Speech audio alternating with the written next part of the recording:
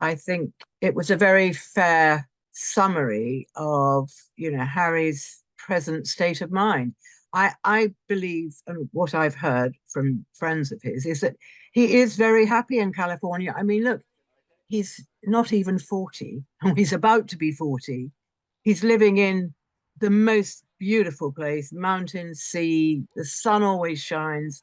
He's got he's got two children and a wife that he loves.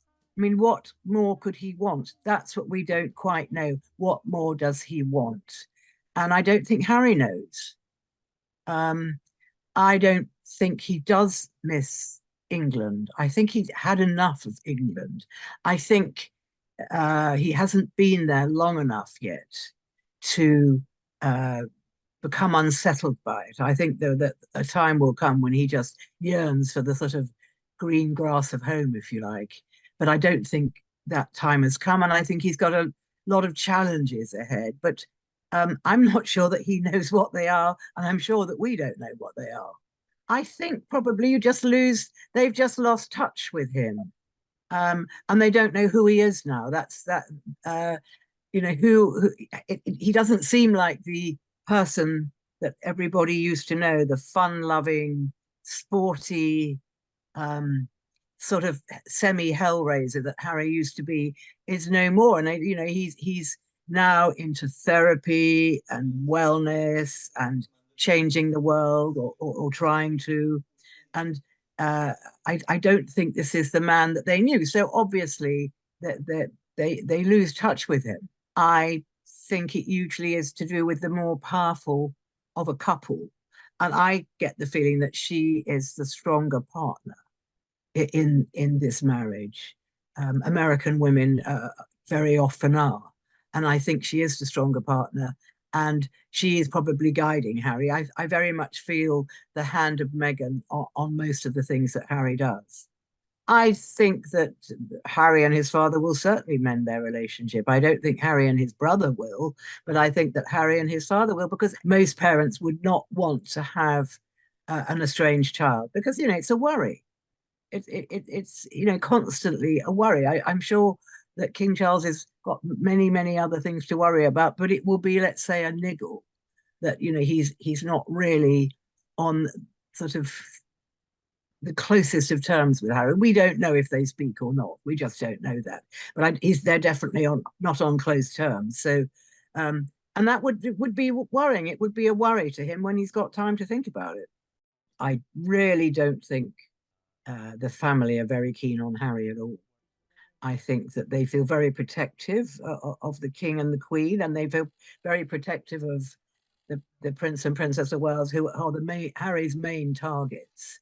And I don't, they're not as close to it as King Charles is. So they probably don't really have to have anything much to do with it. And I'm sure they're 100% very careful, if they do have contact with Harry, that they don't say too much. So I think trust has been lost. I don't know that that will ever come back.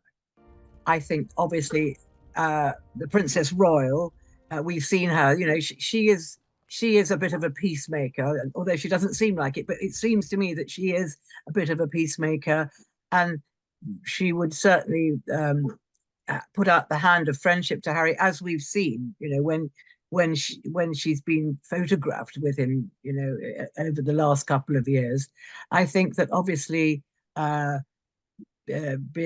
Princesses Beatrice and Eugenie are still friendly with Harry. So I think that side of the family are quite happy. I think they all are wary. All of them are very wary of Harry, and what he might repeat, and what he might say, because they have no reason not to be wary of him. Well, I think the Colombia trip was probably exactly what they wanted. I mean, Colombia must be thrilled, because they've really promoted the country. And the thing about these trips, I'm not calling it a royal tour because I won't, but the thing about these trips is they bring attention to the country. I mean, there's all kinds of things that I didn't know about Colombia, and presumably a lot of other people were the same. And I think, so from that point of view, it's been a great success for Colombia. I don't quite know what Harry and Meghan hope to have got out of it, but they have been very high profile.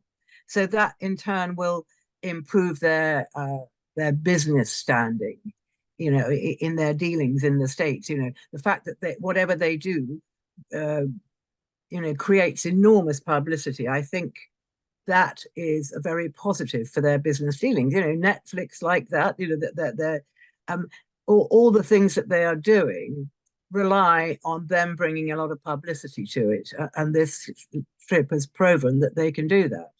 I I think that the article really sort of hit the situation on the head. I think people don't really know who Harry is now.